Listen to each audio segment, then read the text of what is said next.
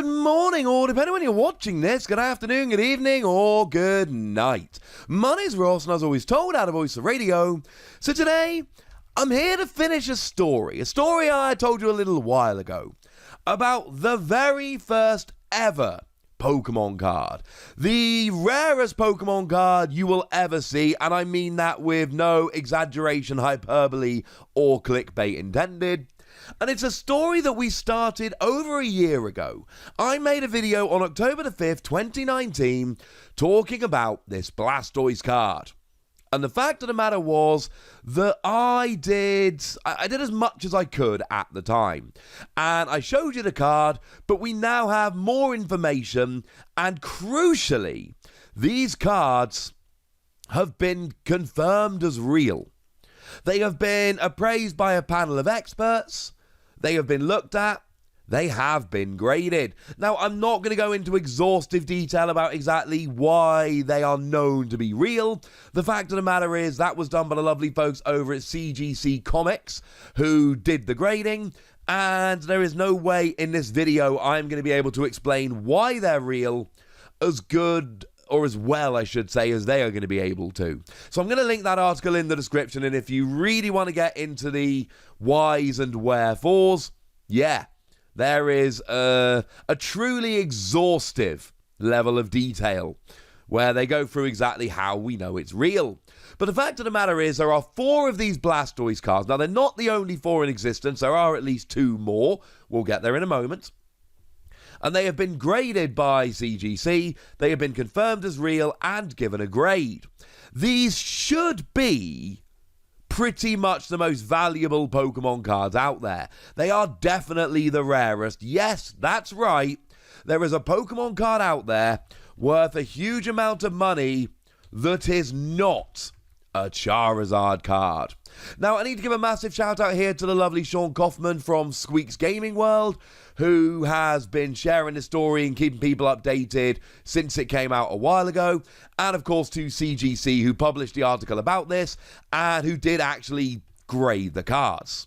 So what we have here is, well, they're all Blastoise cards. And there are 4 of them. Now, one of them, in fact, 2 of them got a 6.5 grading. One of them got a 7.5. And one of them got an 8.5 and is on hollow paper. The other interesting thing here is that 3 of them have Magic the Gathering card backs. And one of them has a blank card back, no real card back at all. Now, the important thing to note here is that these were test printings. These were not cards which were ever intended to be sold or marketed to the public, and for that reason, they look like test printings. They have square corners, not rounded corners, because they're there just as tests. They have Magic the Gathering card backs. Well, yeah. Pokemon card backs didn't exist back then. These cards are essentially printed as a proof of concept. Although there is a certain amount of irony in trying to grade these cards for what condition they're in when they were only ever really printed to just show off what a Pokemon card could look like. Now, a little bit of background for those of you that might be newer to the game. There is a reason why they're on Magic the Gathering card backs, and it's a very good reason. At the beginning of the Pokemon trading card game, the cards weren't made by Pokemon. The cards were made by Wizards of the Coast, that company what make Magic the Gathering. And this shouldn't be terribly surprising to anybody out there. The idea that a Game Boy video game with a fairly popular TV show would make a good collectible card game or trading card game, that was a very strange concept back when this originated. And don't get me wrong, the cards were initially very popular in Japan, but then you're asking this card game from Japan, which is really popular, to all of a sudden come over and find an audience with English and American and European people. And clearly it did. Clearly it was a great bet.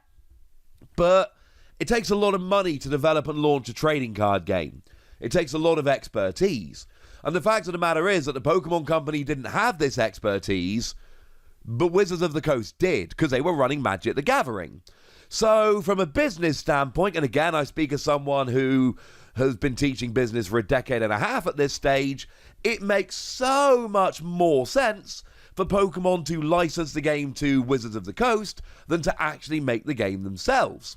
So Wizards made the first sets, and they made them up to and including the Skyridge expansion, at which point, essentially, Pokemon went, well, you know what? We'll take it back now. And the story goes that Wizards of the Coast wanted to keep the license, but Pokemon wanted to take it back. And if you compare what we refer to as the e-reader era, which is the last few Wizards of the Coast sets, including Skyridge, to the EX era, which is when Pokemon took the game over again, I think it's fair to say that the game massively grew in popularity and profitability and is still going strong today.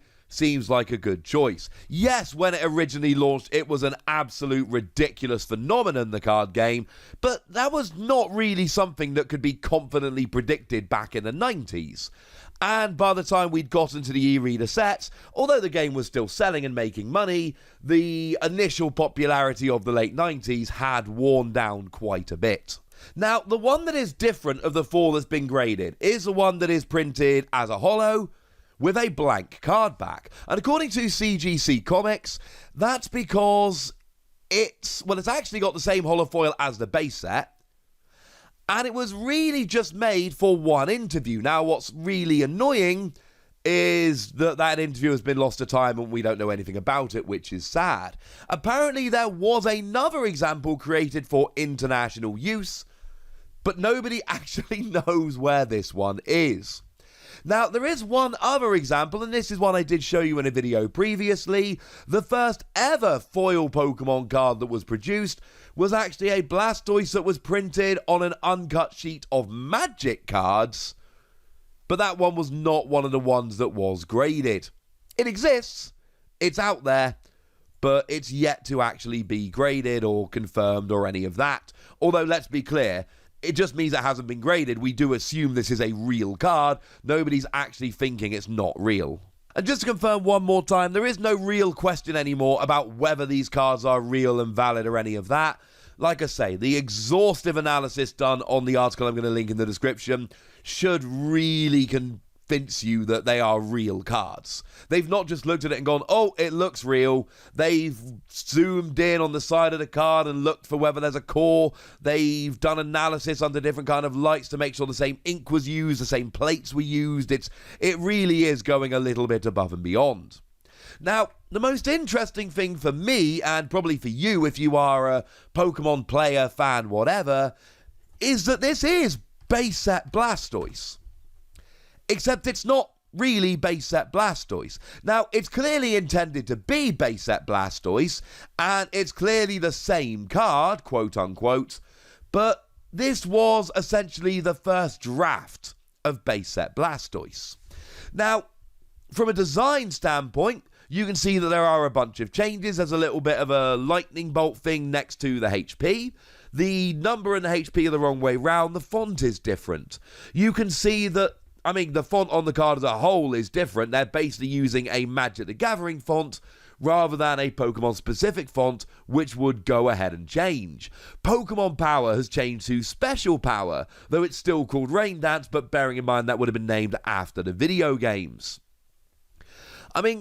We've even got different flavor text. The real card that was printed reads, a brutal Pokemon with pressurized water jets on its shell. They are used for high-speed tackles.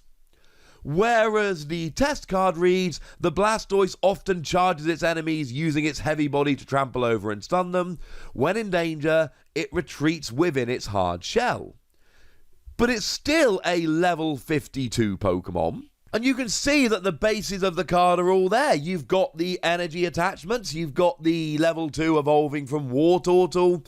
There's little changes here and there. It says stack this card on the monster card rather than put Blastoise on the stage 1 card. And Pokemon are not referred to as monsters. But again, that's a little affectation which we see from these older cards.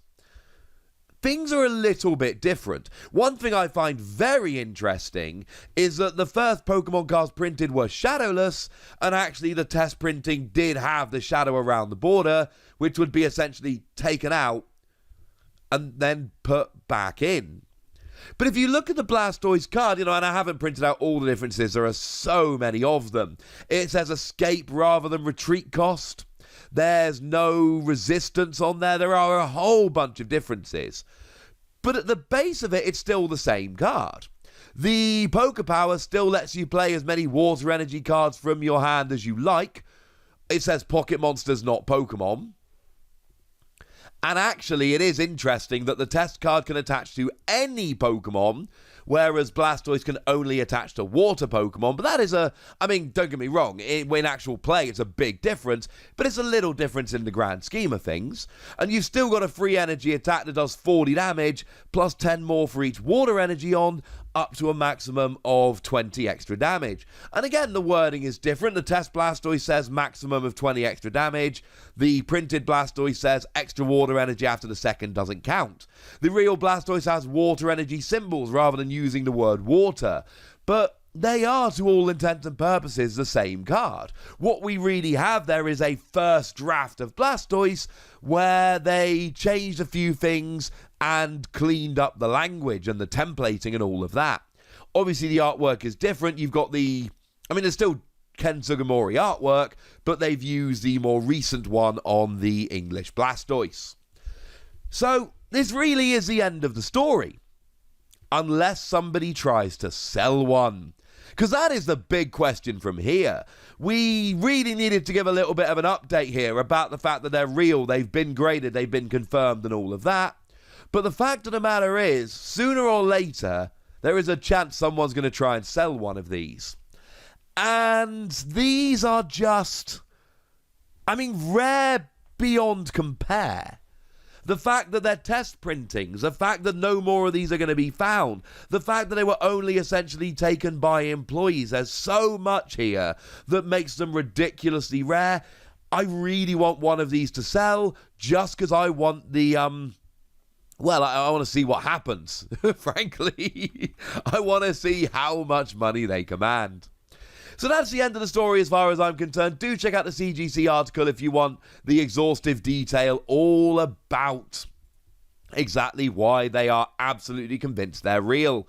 But for now, I want to know your opinion on this. I want to know what you think about it. So go nuts in the comment section, but be nice. And then make sure you like this video, subscribe to this channel, follow me on Twitter at TheWassy, and Twitch for some live action at twitch.tv/PTCGRadio. If you want to support the channel, get some bonus podcasts and all that good stuff, head on over to patreon.com/PTCGRadio, where you can do exactly that. But by far the most important thing, as always, look after yourselves till next time, would ya? Thank you very much for watching. My name's Ross, and you've been watching PTCG Radio.